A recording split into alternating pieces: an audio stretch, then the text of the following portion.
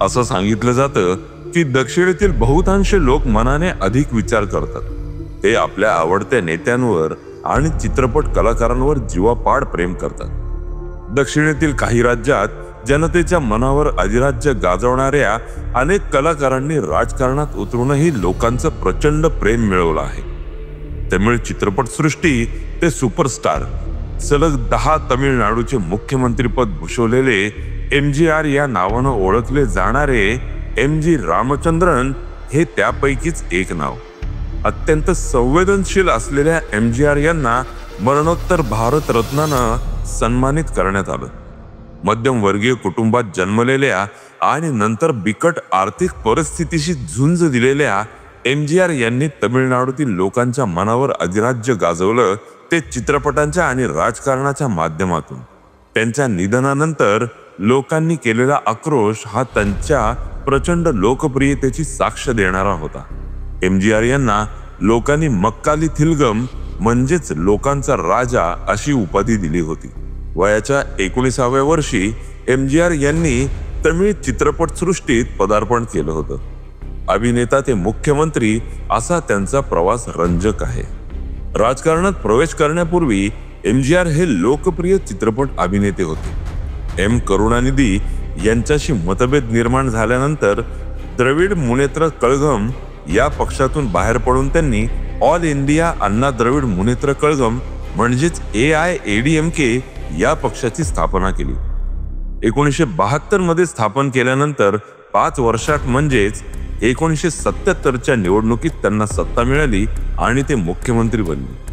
चित्रपट अभिनेत्री ते राजकारण असा प्रवास केलेल्या जयललिता यांची राजकीय जडणघडण MGR यांच्याच नेतृत्वात झाली होती.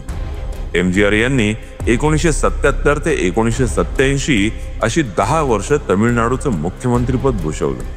मुरुथूर गोपालन रामचंद्र असं MGR यांचं संपूर्ण नाव. MGR यांचा जन्म 17 जानेवारी 1917 रोजी श्रीलंकेतील कॅन्डी जिल्ह्यातील नवलपिटिया येथे झाला. त्यांचे वडील मेलकत्त गोपालन मेनन हे तेथे शिक्षक म्हणून नोकरी करत. मुरुथूर सत्यभामा असं त्यांच्या मातुश्रींचं नाव. MGR 2 वर्षांचे झाल्यानंतर 1919 मध्ये त्यांचे कुटुंबीय भारतात परतले. चक्रपाणी बालकृष्णन हे MGR यांचे भाऊ, तर कमलाची आणि सुभद्र या 2 बहिणी. MGR हे सर्वात लहान होते. चक्रपाणी आणि MGR वगळता अन्य भावंडांचं बालपणीच निधन झालं होतं. भारतात परतल्यानंतर MGR यांच्या वडिलांनी मुलांसाठी शिकवणी वर्ग सुरू केले. आजारपणामुळे 1920 मध्ये त्यांचं निधन झालं. त्यावेळी MGR 3 तर चक्रपाणी 9 वर्षांचे होते. पतीच्या निधनानंतर सत्यभामा या दोन्ही मुलांसह त्यांचा भाऊ नारायणन यांच्याकडे आल्या. तेथेच दोन्ही मुलांचं शिक्षण सुरू झालं. मुलांच्या पालन पोषणासाठी सत्यभामा यांना संघर्ष करावा लागला. त्यांना घरकाम करावं लागलं. नारायणन हे एका नाटक मंडळीत काम करत होते. या मंडळात तरुणांना काम करण्याची संधी मिळत असे. मामांमुळे चक्रपाणी यांना नाटकात काम करण्याची संधी मिळाली. तशीच संधी MGR यांनाही देखील मिळाली. MGR यांनी शालेय जीवनापासूनच नाटकात काम सुरू केलं. ते एका नाटक मंडळीत सहभागी झाले. तेथे त्यांनी नृत्य, गायन, तलवारबाजीचंही प्रशिक्षण घेतलं. त्यांनी परदेशातही कला सादर केली. त्यात त्यांना महिलांचं पात्रही साकार करावं लागलं. त्यानंतर ते भारतात परतले आणि पुन्हा नाटक कंपनीत सहभागी झाले. त्यानंतर त्यांना मुख्य भूमिका निभावण्याची संधी मिळाली.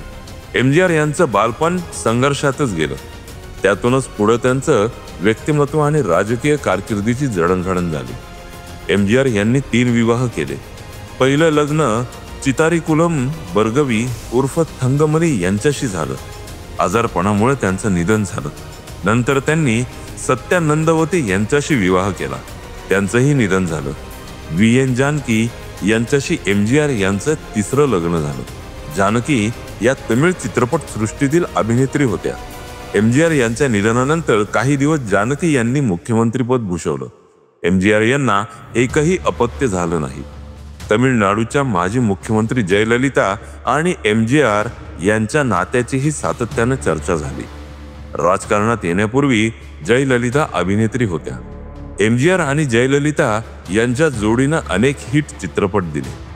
MGR यांनी 1936 मध्ये साथी लीलावती या चित्रपटातून तमिळ चित्रपट सृष्टीत पदार्पण केलं. त्यावेळी ते अवघ्या 19 वर्षांचे होते. अमेरिकन वंशाचे एलिस आर डंगन यांनी या चित्रपटाचं दिग्दर्शन केलं होतं. या भूमिकेसाठी MGR यांना ₹100 आगाऊ रक्कम मिळाली होती. ती रक्कम त्यांनी तातडीनं आपल्या आईला पाठवली होती. आपल्याला वाढवण्यासाठी आई करत असलेल्या संघर्षाची त्यांना जाणीव होती. या चित्रपटानंतर त्यांना मुख्य भूमिका मिळू लागल्या. 1936 ते 1947 दरम्यान त्यांनी बोटावर मोजण्या इतक्या चित्रपटात काम केलं. मात्र त्यातूनही त्यांनी स्वतःची ओळख निर्माण केली होती. तमिळनाडूचे माजी मुख्यमंत्री M. करुणानिधी हे चित्रपट पटकथा लेखकही होते. करुणानिधी यांची पटकथा असलेल्या एका चित्रपटात MGR यांनी भूमिका साकारली आणि त्या चित्रपटाला मोठं व्यावसायिक यश मिळालं. पुढे 1954 मध्ये प्रदर्शित झालेल्या मलाई कल्लन या चित्रपटातील भूमिकेमुळे MGR यांची लोकप्रियता वाढली. MGR यांनी एका खेडूताची भूमिका केलेला राजकुमारी हा चित्रपट 1947 मध्ये आला होता. त्यावेळेसपासूनच त्यांच्या लोकप्रियतेचा आलेख चढता होता. 1973 मध्ये आलेला त्यांचा उलगाम सुत्रम वलिबन हा चित्रपट ब्लॉकबस्टर ठरला. हा चित्रपट त्यांच्या कारकिर्दीतील मैलाचा दगड समजला जातो. बॉक्स ऑफिसवरील कमाईचे सर्व रेकॉर्ड या चित्रपटाने मोडीत काढले. त्या काळात आत्ताच्या सारखं परदेशात चित्रीकरण होत नव्हतं. काही मोजक्याच चित्रपटांचं परदेशात चित्रीकरण केले जात असे. उलगाम सुत्रम वलिबन या चित्रपटाचं थायलंड, मलेशिया, सिंगापूर, जपान आणि हाँगकाँग मध्ये देखील चित्रीकरण झालं होतं. त्यांच्या अभिनयाची कारकीर्द 1987 मध्ये उल्लागम सुथिपारू या चित्रपटाद्वारे थांबली. हा त्यांचा अखेरचा चित्रपट ठरला. मूत्रपिंड विकाराशी झुंजत त्यांनी चित्रीकरण पूर्ण केलं होतं. MGR हे तमिळ चित्रपट सृष्टीतील जादूगारच होते. त्यांची लोकप्रियता शिखरावर पोहोचली होती. त्यांच्या चित्रपटांनी यशाचे आणि उत्पन्नाचे नवे विक्रम प्रस्थापित केले होते. चाहते त्यांच्यावर जीव ओवाळून टाकत असत. ॲक्शन रोमॅन्टिक हिरो म्हणून ते स्थापित झाले होते. MGR यांचा अलिबाबा बूम 40 थिरुदरगलम हा चित्रपट आणि दक्षिण भारतातील पहिलाच पूर्ण लांबीचा रंगीत चित्रपट. 1954 मध्ये प्रदर्शित अलिबाबा और 40 चोर हा हिंदी चित्रपटाचा तो रिमेक होता. यासह त्यांच्या मदुराई वीरन, चक्रवर्ती थिरुमगल आणि महादेवी आदी चित्रपटांनाही मोठं यश मिळालं. MGR यांचे चित्रपट प्रेक्षकांची गर्दी खेचण्यात सातत्याने यशस्वी ठरले. त्यांचं प्रेक्षकांशी अतूट नातं निर्माण झालं होतं. अभिनय क्षेत्रात प्रचंड यश, प्रेम मिळालेल्या MGR यांना राजकीय क्षेत्रही खुणावत होतं. अभिनयाच्या क्षेत्रात कार्यरत असताना ते DMK पक्षाच्या संपर्कात आले. निवडणुकीत MGR यांच्या सभांना लोकांचा प्रचंड प्रतिसाद मिळत असे. या गर्दीचं मतांमध्ये रूपांतर होऊ लागलं. करुणानिधी आणि MGR यांच्यातील संबंध मैत्रीपूर्ण होते, मात्र ते शेवटपर्यंत टिकू शकले नाहीत. MGR यांच्यावर जीवघेणा हल्ला झाला होता. 12 जानेवारी 1967 रोजी निर्माते KN वासू मुथुकुमारन, अभिनेते MR राधा यांच्यासह एका चित्रपटाच्या प्रकल्पावर ते चर्चा करत होते. त्यावेळी राधा अचानक उठले आणि त्यांनी MGR यांच्यावर 2 गोळ्या झाडल्या. त्यानंतर राधा यांनी स्वतःवर गोळी झाडून आत्महत्येचा प्रयत्न केला. दोघांनाही चेन्नईतील शासकीय रुग्णालयात दाखल करण्यात आलं. वेळेवर उपचार मिळाल्यामुळे दोघांचाही जीव वाचला. या प्रकरणात राधा यांना न्यायालयानं 4 वर्ष 3 महिन्यांच्या कारावासाची शिक्षा सुनावली होती. 1969च्या विधानसभा निवडणुकीत तमिळनाडू DMKची सत्ता आली. M. करुणानिधी पहिल्यांदाच मुख्यमंत्री बनले. या निवडणुकीत DMKला जे यश मिळालं त्यात MGR यांचा वाटा महत्वाचा होता. MGR यांनी पक्षासाठी, करुणानिधी यांच्यासाठी प्रचार सभा घेतल्या. त्यांचं भाषण झालं की लोक उठून जात. लोकांमध्ये MGR यांच्याबाबत क्रेज आहे, लोक त्यांच्या भाषणाचे चाहते आहेत याची जाणीव करुणानिधी यांनाही झालीच होती. त्यांच्यात दरी निर्माण होण्यासाठी हे कारण ठरलं. MGR यांना टाळलं जाऊ लागलं. पक्षाच्या बैठकांनाही त्यांना बोलावलं जात नव्हतं. अभिनय, चित्रपट क्षेत्रावर लक्ष केंद्रित करा असा सल्ला त्यांना देण्यात आला होता. हा बदल एमजीआर यांच्या लक्षात आला होता. एके दिवशी ते डीएमकेच्या कार्यालयात गेले आणि त्यांनी मंत्रिपद देण्याची मागणी केली. अर्थातच पक्षानं त्यांची मागणी फेटाळून लावली. त्यांना पक्षातून काढून टाकण्यात आलं.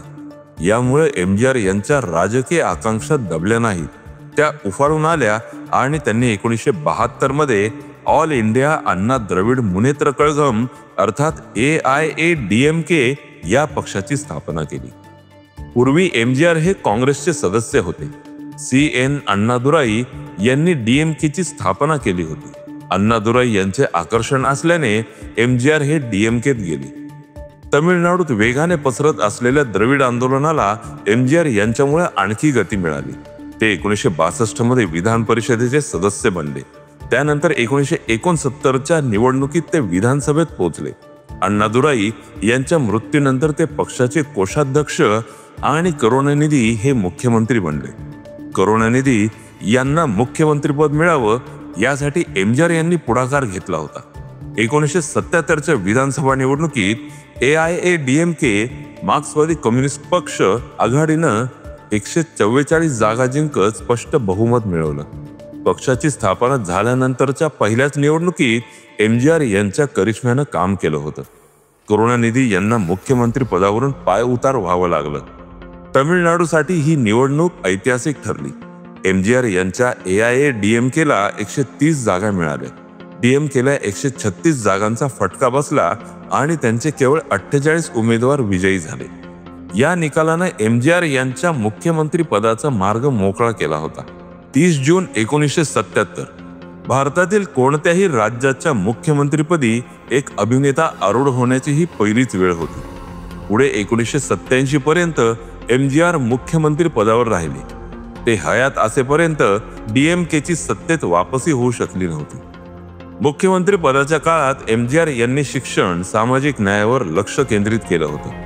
शाळकरी मुलांसाठी मध्यान्ह भोजन या योजनेत पौष्टिक पदार्थांचा समावेश केला.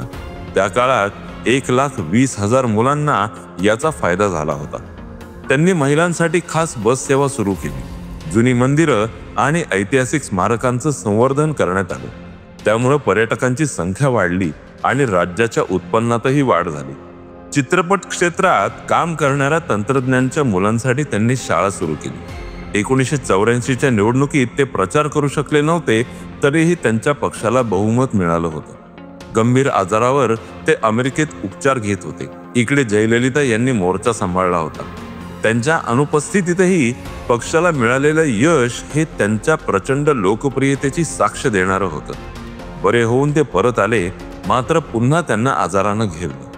त्यांचे मूत्रपिंड निकामी झाले होते. 24 डिसेंबर 1987 रोजी त्यांचं निधन झालं. त्यांच्या चाहत्यांना शोक अनावर झाला.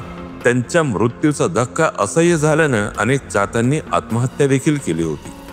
एमजीआर यांच्या मृत्यूची वार्ता पसरताच त्यांच्या अनेक चाहत्यांनी हातांच्या शिरा कापून घेतल्या होत्या. काही जणांनी स्वतःला पेटवून घेतलं. काही जणांनी विष प्राशन केलं, तर आत्महत्या केलेल्या चाहत्यांची संख्या 30 सांगितली जाते. अंत्यसंस्कारावेळी झालेला हिंसाचार रोखण्यासाठी पोलिसांना गोळीबार करावा लागला होता. त्यात 29 जणांचा मृत्यू झाला होता. अंत्यदर्शनासाठी झालेल्या प्रचंड गर्दीतून हा प्रकार घडला होता. 49 पोलीस जखमी झाले होते. एमजीआर यांच्या अंत्यदर्शनासाठी 12 लाख लोकांची गर्दी झाली होती आणि 10 किलोमीटर रांग लागली होती. एमजीआर यांच्या निधनानं जयललिता सैरभैर झाल्या होत्या. त्यांना एमजीआर यांचं अंत्यदर्शन घेण्यास जानकी यांनी मज्जाव केला होता. त्या धावत पळतच घरी पोहोचल्या, मात्र मृतदेह कुठं आहे हे त्यांना सांगण्यात आलं नाही. त्यांचा अपमान केला गेला. त्यानंतर जयललिता राजाजी हॉलमध्ये पोहोचल्या. तेथे एमजीआर यांचं पार्थिव अंत्यदर्शनासाठी 2 दिवस ठेवलं जाणार होतं. कोणतीही हालचाल न करता जयललिता या 21 तास एमजीआर यांच्या मृतदेहाजवळ रडत उभ्या होत्या. अंत्ययात्रा सुरू झाल्यानंतर त्यांनी शववाहिकेत चढण्याचा प्रयत्न केला, मात्र त्यांना ढकलून देण्यात आलं. एमजीआर आणि जयललिता यांचे एकमेकांवर प्रेम होतं, मात्र त्यांचा विवाह होऊ शकला नाही.